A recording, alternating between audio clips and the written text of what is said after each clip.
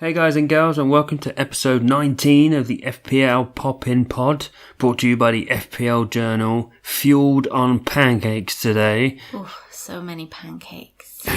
So many. Yeah, I've just seen your Twitter page. There's a whole 2 pancakes that you're fueled on. That's a lot of pancakes for me. I'm only little. Right. Diddy Tummy Nymphere over there joining me, Migtavius, for this special Shrove Tuesday episode. Yeah. Or Pancake Day if you're not religiously inclined. Just put that out there. Yeah. If you're food inclined, like we are. You can say that again, Nim. Well, it was certainly a contrasting weekend in the FPL world from Gameweek 27 to 26, especially in the averages. I mean, he was like 43 last week and it shot all the way up to 61 this week. Yeah, crazy scores. But we'll start off, as always, with our game week review, starting off with actually the Saturday lunchtime, the first game of the week, which also happened to be the North London Derby, which was our heavyweight game. Yes. Do you want to kick us off with this one, Nim? Well, it was a much lower score than I thought. Yeah. We were unlucky not to have Ramsey available to us through to injury. Spurs making it 3 wins at home. As I said on the pod last week, Kane loves a goal against us. And he didn't disappoint again this time round. I said 3-2 to Spurs. That was flattering on all accounts, you know, considering I thought we might actually score some goals. Well, you could have done.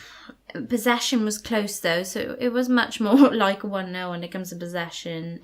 Arsenal just pipped it 50.1% to Spurs' 49.9%. Spurs got 9 more touches on the ball, 689, and just had far more shots on target than us, really. 6 to our 1. They were just the better side, really, on the day. Well, yeah, I suppose you could say that they were better. We got a bit unlucky with a couple of offsides that maybe weren't meant to be offside. Yeah, it's all a bit back from the Everton game with the offsides. Could have had a couple of goals late on from Lacazette. Yeah. If he could hit the target. Well, he wasn't well, was he? He was injured, apparently. Yeah, playing through an injury, which has now ruled him out for 6 weeks. So, you know, that whole wooing back they did the week before, they've just gone and dashed my hopes again. It's like the most inconsistent relationship in the world. Just before Valentine's Day. I've been dumped. I've been dumped by my team just before Valentine's Day. Yeah, they don't play until Thursday, the day after. So really, they're going to try and woo you again on Thursday. Yeah. Just so they could save some money for Wednesday, Valentine's Day. That's mean. I knew Wenger was stingy with money, but... Why should he be stingy with love? Why should anybody be stingy with love? Yeah, it was definitely fueled by pancakes. Yeah. What was in those pancakes? I'm always happiest when I'm full. But that leaves a question of who's going to step up. With Lacazette being out for 6 weeks and Aubameyang only playing Premier League. Yeah, he's cup time. What's Wenger going to do in the Europa League? Well beast, isn't it? It's the well beast. He's going to smash it. Show everybody what he's got. Coming out all guns blazing. Well back in the Wobie. Yeah. Yeah. The crowd go wild. Anyway, how was your prediction of that? Mine was kind of closer, but further away. Okay. I went for 2-2. Oh, okay. So it was a bit closer to the numbers, but you had the right result. Yeah. But not the right score. Yeah. So, going great so far. Yeah. The supporting act, though, you might have done a little bit better on. I'm not too sure. Mm-hmm. That time, I actually predicted the right winner. Just obviously being this podcast a little bit too generous with the score. I said 4-1 to Liverpool against Southampton. You did. You did. And it was only 2, to be fair to them. Southampton. Which I got right because I said it would be a Desmond Tutu. I actually got the Liverpool score right, but, I just assumed, a bit like you, that Southampton would score a goal. More that the Liverpool defence would allow them to score. That's true. But to be fair to them, they kept a clean sheet, They did. That Van Dijk factor is finally kicking in against his old team. But it was, I don't know if we should mention this yet, but the two scorers, Salah and Firmino, happened to be quite special players for us this week, didn't they? Yeah. We'll talk about that a bit later on. Tease. That's a tease, that is. The stats were much closer to a draw, though. So, I was technically right. Not. Stats-wise. Possession, Southampton had 52.2% to Liverpool's 47.8%. So that was pretty close. They both had 4 shots each. And the tackles were 15 to Southampton and 14 to Liverpool. But it's the goals that matter. And as you say, Salah and Firmino were just too good. Just too good. They're the only ones. But... Yeah. So no surprise there. No surprises. No surprises there. But how did your surprise fixture get on? My surprise fixture was very much a surprise. Was it? Yeah. Oh. Because Chelsea actually won. Yeah, true. And it was a surprise that I got it wrong. I usually get these things right. I went for a West Brom 1-0 win at Stamford Bridge, and of course West Brom didn't turn up and Hazard did. It's because you always go for the giant killers. I do, and it worked out once.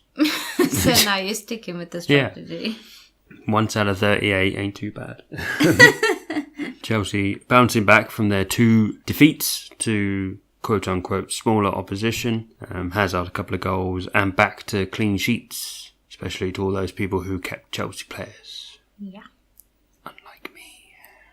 Well, I had Courtois. That's all right. But I'll talk about that Sound later excited on. about that.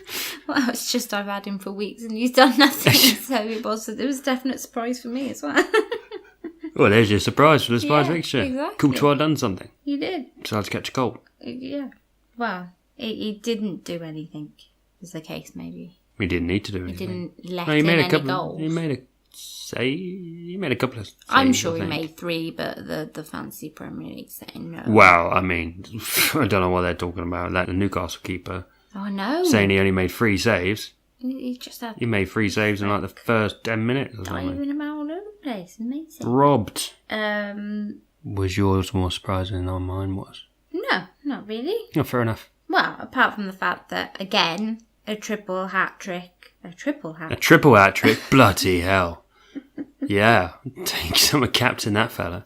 Could you imagine triple captaining a triple hat-trick? God, so many threes.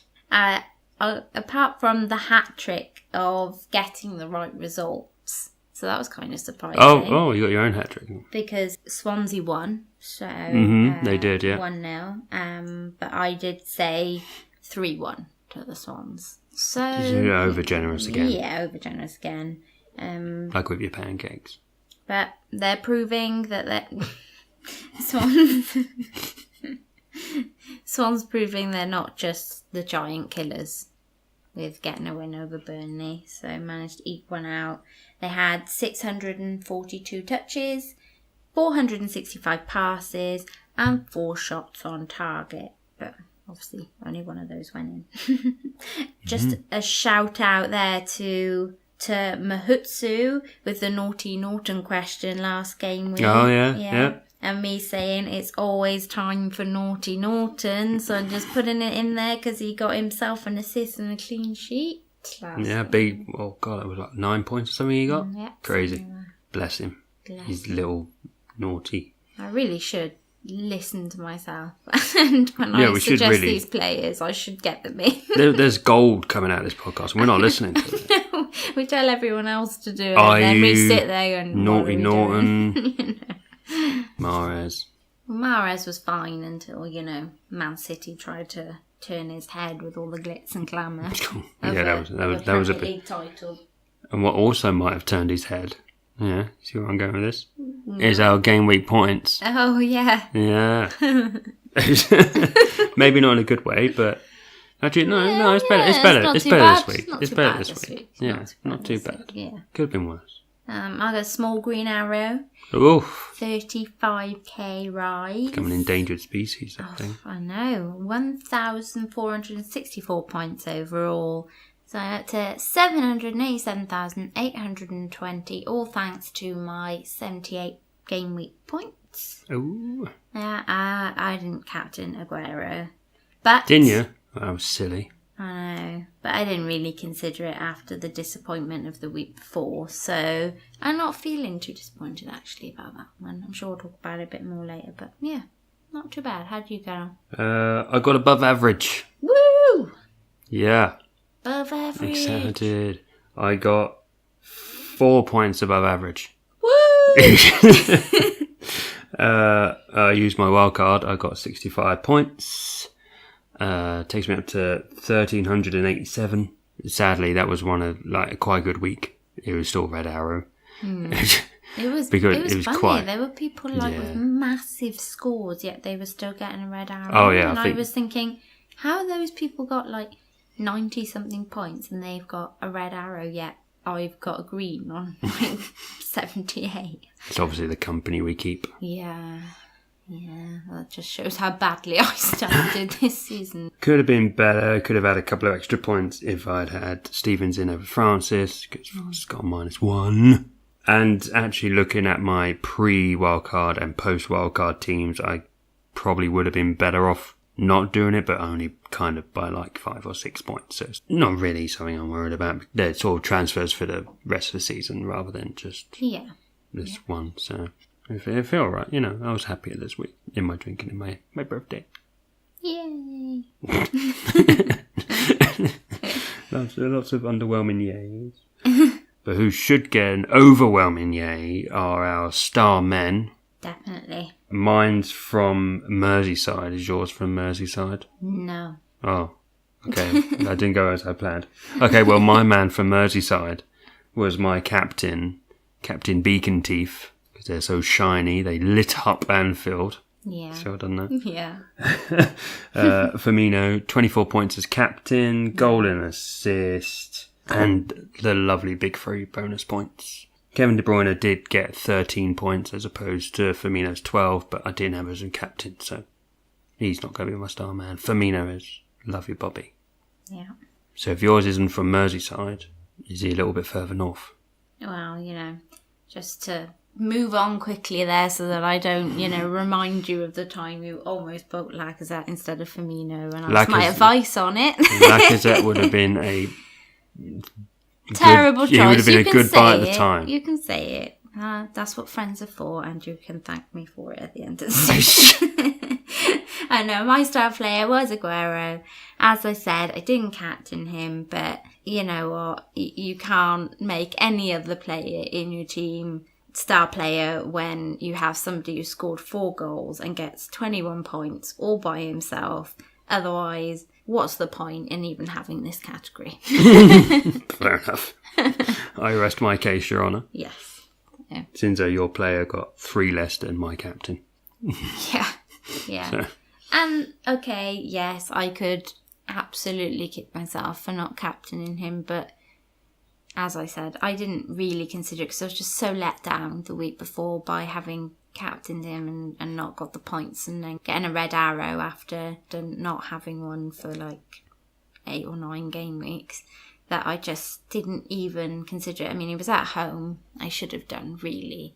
But I just felt Salah was the better pick, But at least, in a way, as bad as it sounds, because I think it always sounds a little bit like you're rubbing it in the face of everyone else, which is not my intention at all. But at least I had him in the team, if you see what I mean, rather than not. So. Well, since he didn't get picked as captain this week because he let you down last week, now that he has somewhat recovered himself and wooed you with 4 goals, I mean, what else is he going to do? Yes, that's true. Has he leapt out of the pancake pan and into the fire player category? I see what you did. Yeah, that's the very pan, clever. pancake pun, if anyone listening. Well, it's more looking ahead of who we think might kind of surprise us, I think, the fire pick a little bit. And Aguero never quite surprises me, although I wasn't expecting 4 goals. But I'm going to shy a little away from the obvious people, and I'm going to go with my fire player to be Walcott for the coming game week. I'm actually really needing a little something from him going forward now, so I've got my fingers crossed for Walcott.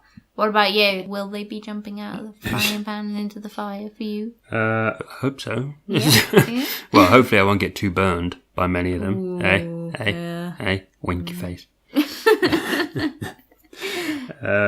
I could have easily stuck with Firmino, as he was my fire player last week, and it worked. But I'm going to go back to my other forward, Jamie Vardy. No, another Vardy party. Another Vardy party, this time away at Stoke, at the Bet365 Stadium. I think that's what it's called. Other betting stadiums are available. Yeah, probably are. That's a scary thing. They probably are. Jamie has scored in each of his last 4 game weeks. Ooh. Yeah. He's going for that 11 straight record he done last time. And he's playing against a Stoke side who have only kept 2 clean sheets since Watford in game week 10.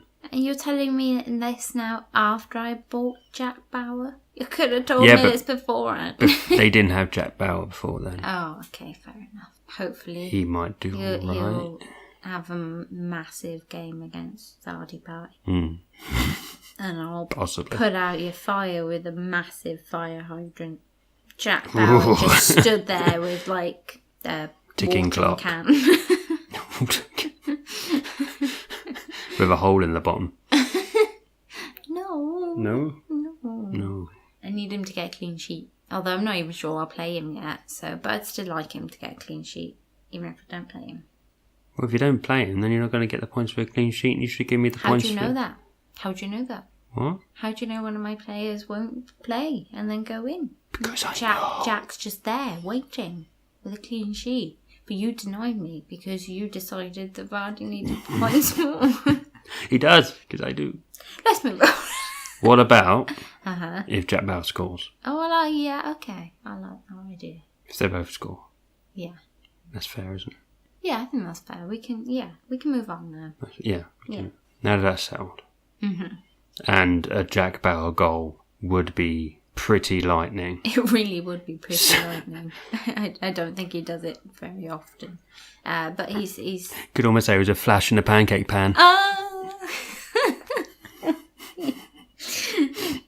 I hope you're taking notice he's at home. Yeah, we should have a pancake bingo. Pancake bingo. Guess how many times you notice a pancake reference in this podcast. Is this pancake reference section counting? Like the amount of times we're saying pancake right now? Yeah. Why not? Yeah. The pancakes all round. Anyway. The more the better. Oh. Oh. Help me. We'll get on with the pod in a minute. Okay, my lightning pick was of Courtois. Was it of Courtois? Of Courtois. Courtois. You know, like, of course. Of course, yeah, I got it. The fact that I have to explain. I understood the joke. Probably quite bad. Courtois. Courtois. See, like, I said Courtois instead of course. Oh dear, please don't. I'm so full of pancakes. I'm not sure laughing. Yeah, I don't want you to bring them back up on your screen. Okay.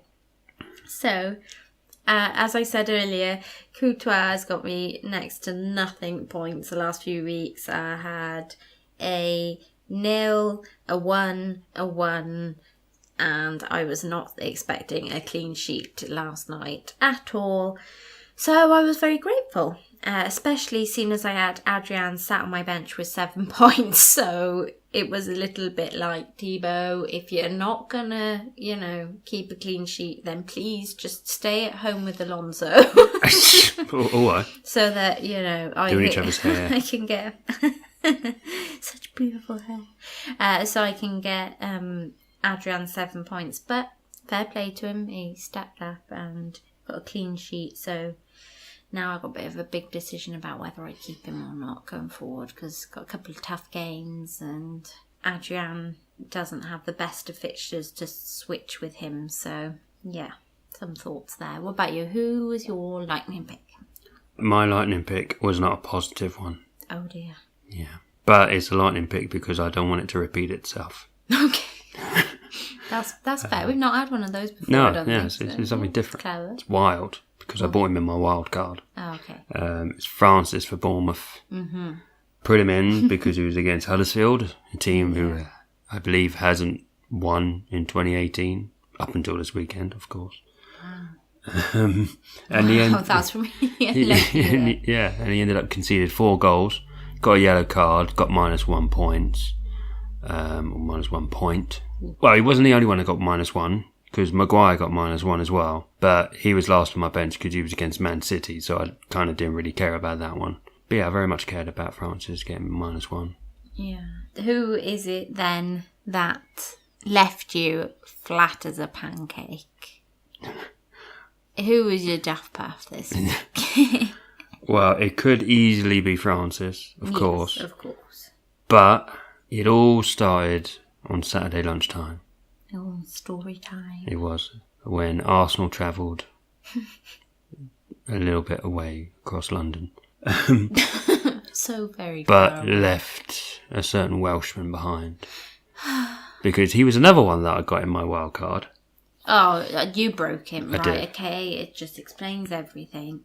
Thanks for that. And I bought Aubameyang, who done nothing. Do you think you could sell those two and make free them, please? Because Arsenal really needs them, and you obviously would be better off without them because they're not going to do very well while they're in your team. I don't know, because I already broke Zaha. That's true. And I've broken Pogba. That's very true. Well, Francis probably a list apparently. As long as your arms. But yeah, so it pretty much just started off the whole weekend. First game, 2 of my big signings either didn't turn up or turned up and didn't do anything. So I only got 2 points from the 2 of them. So that left me pretty flat. Yeah. There was no sugar to sweeten that pancake. No, more like just sour lemon. Just sour lemon. Well, I had a couple of contentions for my daft path this week. Walcott got me just 1 point, so my fire player for next game week. Wilson with 2 points. Lingard with 2 points. So just standard. They're all fighting it out. Fighting for that crown. Fighting for that terrible crown. But I'll probably give it to Lingard, to be honest, just because he hasn't really produced anything since I got him. And despite getting forward at Newcastle and looking fairly dangerous like he has done the last 3 game weeks, I think it is, I've had him, he still hasn't produced anything. It's almost like you took his shooting boots away. I may have done, but... Jesse, Lionel, Jesse, or Jesse Messi, whatever his name is. So if he hasn't done anything for you for like 3 weeks or whatever it is, are you going to flip him out of your team? Yeah. Right? And shrove him Ooh. into the bin. Oh, it's clever. Shrove, like throw. He's certainly not my creme de la creme this week. Oh, so. Full of them. This is top quality comedy. Blank game week in mind with the possible transfers in this game week. At the moment, I'm working on, and this isn't just necessarily in this game week, it's for the next couple of game weeks going forward. So, Aguero to Firmino, because obviously Liverpool Beacon teeth don't blank during that game week. And guaranteed. After giving you such great advice to get him in yourself, maybe I should listen to some of my own advice and get him in. Otamendi to Virgil van Dijk. Considering Lingard to Shaqiri or Deulofeu, or maybe even Arnautovic if it turns out that West Ham don't blank in that game, because I think they're one of the higher percentages to not blank after, when we find out about the FA Cups. And then I'm considering Wilson to Nias. He loves a goal against Palace. And then maybe Thibaut to somebody, but I don't know. I really don't know who that somebody should be. For the goalkeepers are eluding me. They're really concerning me because there's nobody really in that blank game week. I mean, do we risk somebody like Karius? I mean, I much prefer the idea of Virgil for Otter. So, yeah, that one's difficult. If anyone has any ideas out there, put me a message on Twitter because I'm really struggling with the... if you know a good keeper choice. Tweeting him. Yeah. But if I manage to make all of those changes between now and 31, I think I'll have like 7 to 8 players, which I think is not too bad. But I'm waiting on the FA Cup and the Champions League to be over before deciding if I definitely want those players and what order I should get them in. Because I need to make sure, obviously, there's no injuries and make sure there's nobody else added to the list of, players. There's quite a few people going down recently. But I think the plan at the moment is to wildcard very soon after 31 because I've still got that available. So, I do have that as an advantage to fill my team maybe with blank game week players and then switch it. So 6 changes in 3 game weeks with 2 full transfers in the bank. So I'll probably need to take a -4 if I want to do all of those. Possibly a -8 if you're unlucky. -8, yeah. How about yourself? Who are you thinking of transferring out of there?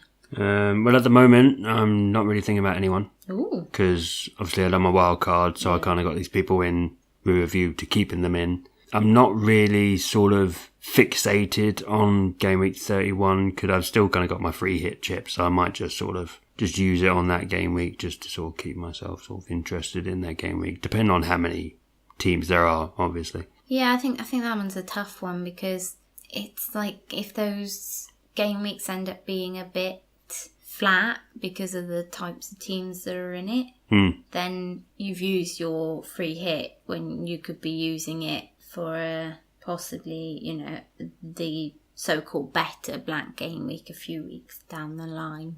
Yeah. So it's a difficult one to navigate that. I mean, by the time then I've already got a couple of Liverpool players. So I've got a Palace player who'll probably not blank. I may end up with enough players, maybe sort of 6 or so. Yeah. I may just go with them, hoping that they're better quality returners rather than free hitting and having a bunch of nobodies that don't do anything. Yeah. I am keeping my eye on Ramsey, just in case his injury gets any worse. Yeah. That's the only sort of one that I'm keeping a stern eye on, which may freak him out a little bit. Yeah, might do. We'll be keeping a stern eye on, probably 2, is the heavyweight game for game week 28, which is a good 2 weeks away now. Yeah. Thanks to the FA Cup this weekend. And the heavyweight one is Manchester United versus Chelsea. Boom, boom, boom. Jose versus Conte. Yeah. The last 2 times these teams have played each other at Old Trafford, it was 0-0 and 2-0 to Man United. But both teams are scoring an average of 1.8 goals a game.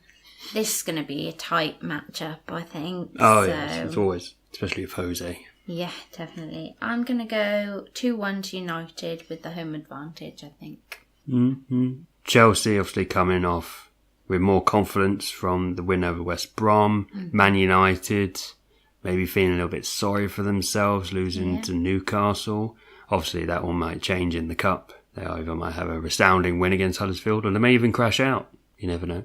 We'll never know. Or Chelsea. So I'm going to hedge my bets with a 1-1. Because I think Chelsea might go into the game as the better team, but the Jose factor against his former club will sort of cancel them out and just limit them to a 1-1 draw. Yeah.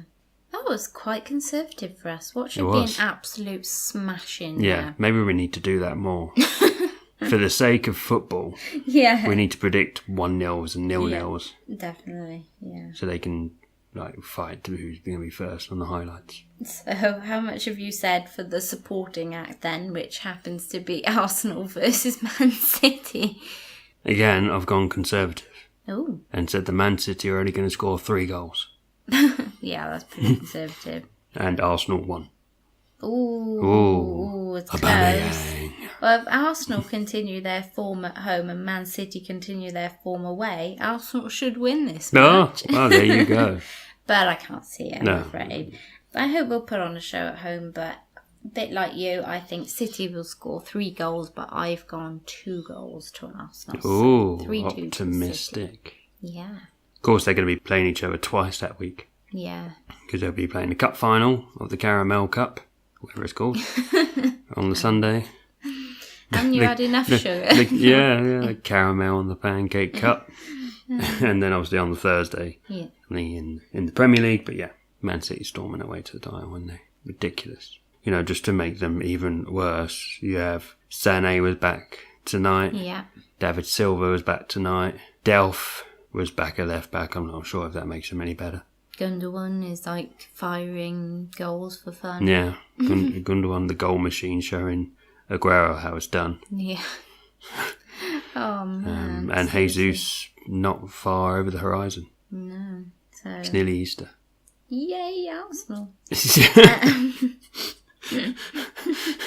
All the while Ramsey's ill, Giroud's gone. Lacazette, 6 weeks. Oh dear. Never mind. Oh, well. It's a good job I really like City, isn't it? Otherwise, it really could be quite demoralising.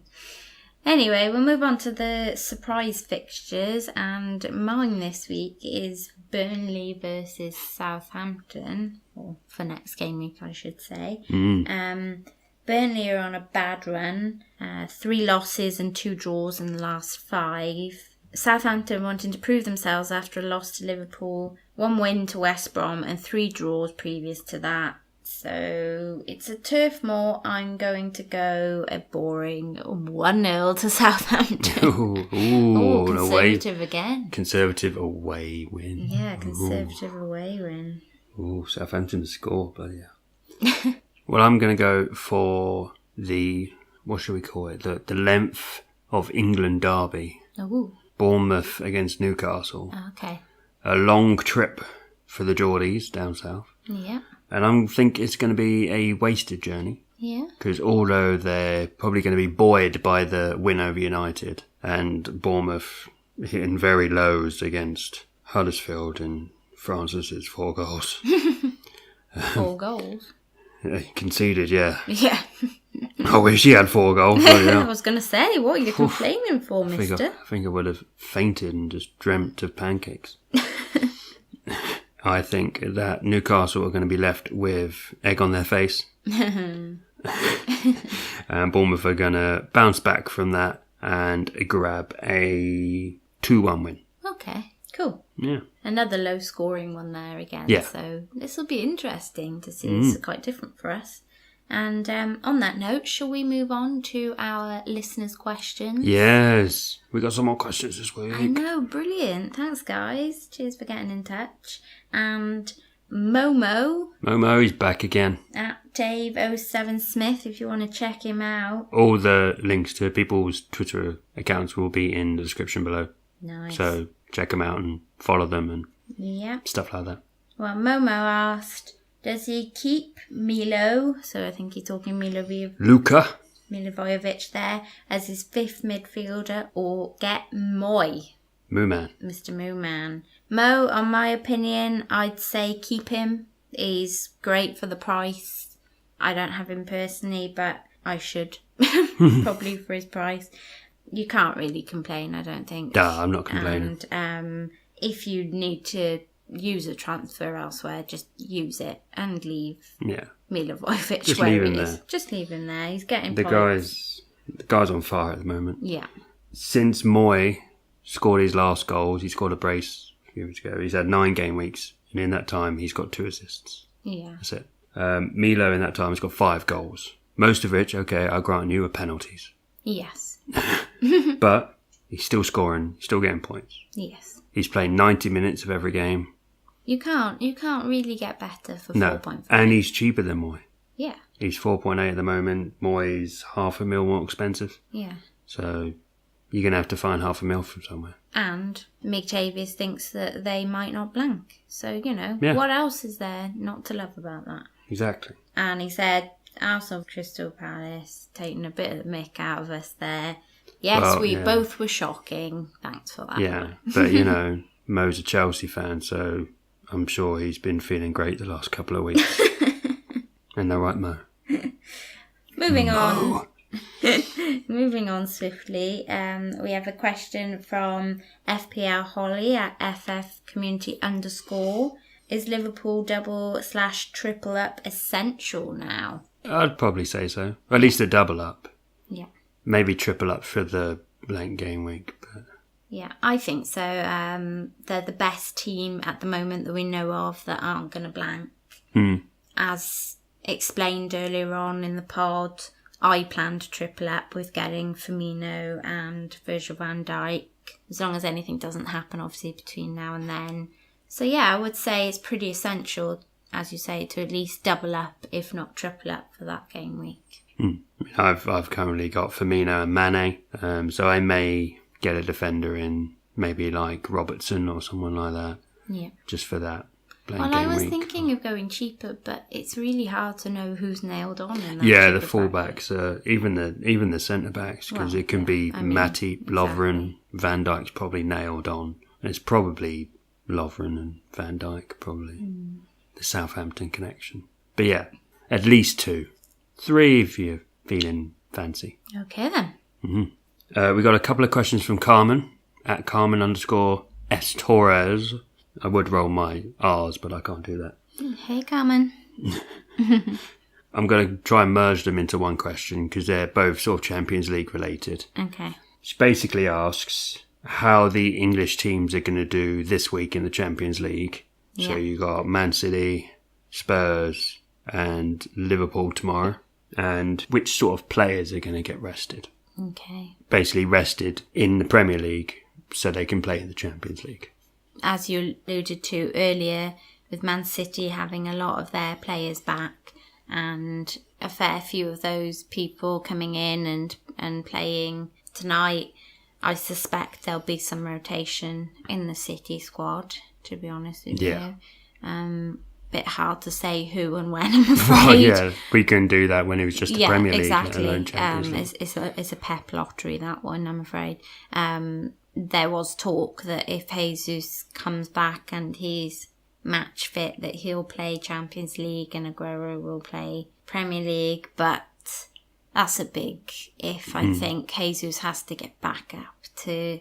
It's going to take a few weeks once he's fit to get match sharp. Yeah, so he'll probably come in, I should imagine, and play some time during the Premier League. You know, you can't just give him a Champions League match and say, there you go. Do you know what I mean? Well, it depends on who they're playing. Yeah, because obviously they smashed Basel 4-0 tonight. 4 away goals as well. So the home game, they've already won.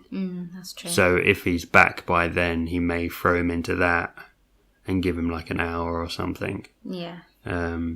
I can imagine Aguero sort of pushing to play Premier League games because he'll want to keep pushing for that golden boot. Yeah. As he's only a couple behind Kane, I believe. Yeah, it's kind of Kane, Aguero and Salah fighting. Pretty much, yeah. It's a three-way battle like last year with Lukaku and Aguero and Kane. So it's just taking Lukaku out and put Salah in. Yeah.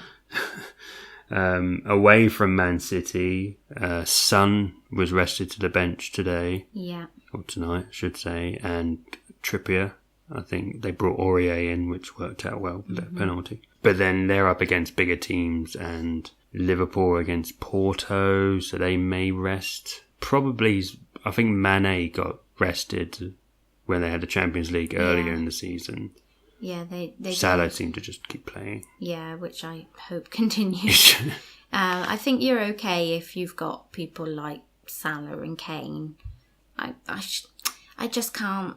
I don't know. I mean, as you say, it really depends on who they're playing, but they're so vital to their teams, and they are professional athletes at the end of the day. Oh yeah. You know, they should be able to play week in, week out, unless it's tactical or unless the managers really need, you know, for a really big game like Chelsea, they face Barcelona, don't they? So, you know, for them, they need to play all their strong players. Oh, really. Yeah, because if you rest Hazard or something, you're going to get mauled. Yeah.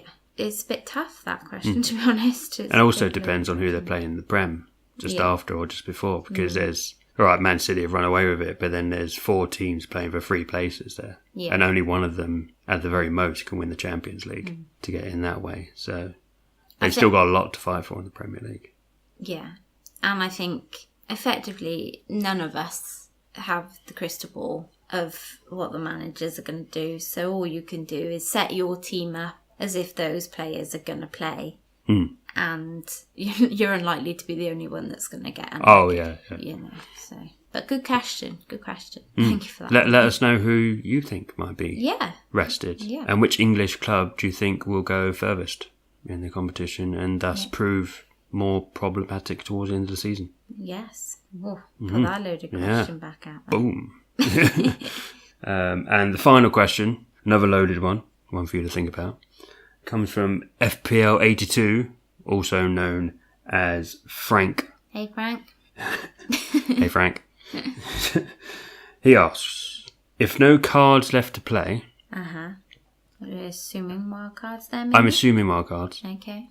How do you plan for the blank game week? Do you load up or do you be more selective on likely returners? So it could mean two things. It could mean cards as in wild cards, as in you have to obviously use the transfers, and do you use those transfers to load up for that game week, or do you just pick a few people, i.e. Liverpool, Salah, stuff like that, be more selective? Or he meant chips, because obviously, like I said earlier, I may just be selective and just play my free hit chip and sort of forget about it. Yeah.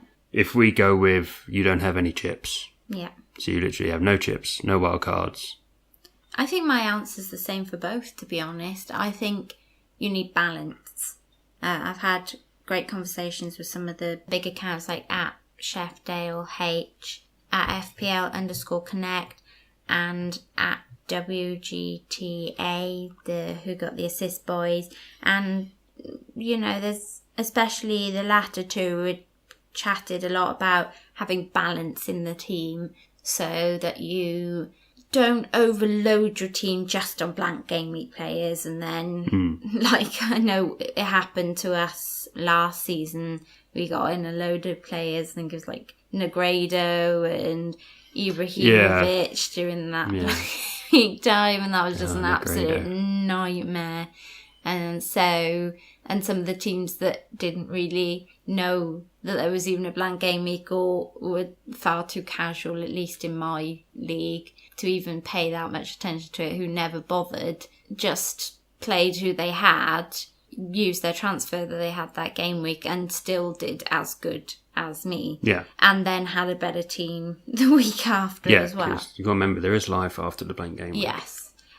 These players aren't just for Christmas. Yeah, exactly. So, I mean, if you're playing your chip, then you don't need to worry because, you know, you're playing your chip, the chip's used, you go back to your team previously. But I think if it's not a chip question, as in, you know, or you don't want to use your chip then, you want to save it to later like I do, I think my answer is probably just try and get a balance of both if you can. It's really difficult, I know, to sit there and be really reserved and think, oh, I've only got like 6 players or 7 players, is that going to be enough? But you know what, if it means you've got 4 or 5 absolutely fantastic players waiting the next game week that you don't have to try and get back into your team when everyone else is trying to get those players back into your team, then you've got the upper hand. Those are wise words. Yeah, thank you.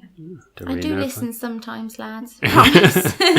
She takes it all in. I do. Wise words from Nimla.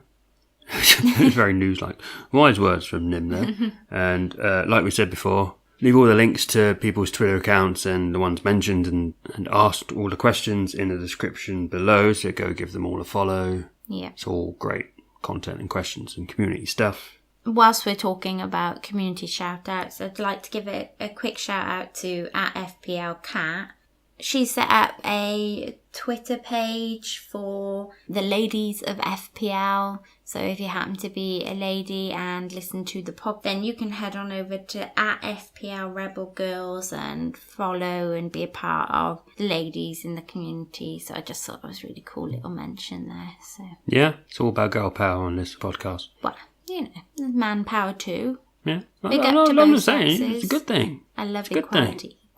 Sisterhood. It's all about girl power here. And equality. And equality, manpower and you girl can't have power. one without the other and all that. Yeah, exactly.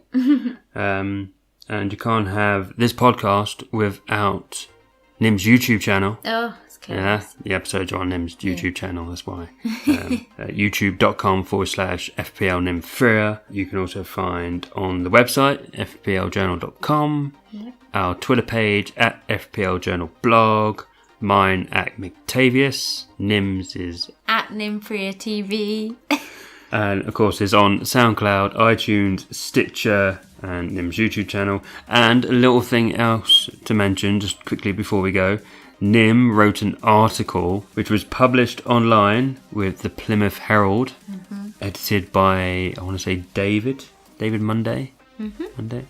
I'll leave his link in there as well. Entitled "When Women Carried the Torch for Football as World War I Decimated the Sport." Yeah. It's a fascinating read. You should go check it out. A bit of a different one for me, that. So it was interesting, very interesting. Yeah, I like doing it. It's good. It's a good article. It's good. You should go read it. I looked at it a lot at the time. She wants to read it. She's read it so many times that she has to let other people read it. Yeah. So you should go read it. Share it with the world. Yeah, go to the link. And comment on how good it is. Maybe she might get more. Ooh, little tease.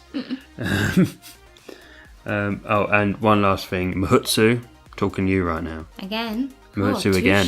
Two shout-outs for him. You are not alone.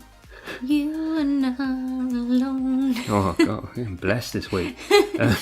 Because for the most part, our predictions are poop emojis too. Yeah, that's so true. But don't worry, because regardless of how bad our predictions are, we always remember to keep popping. #keep popping.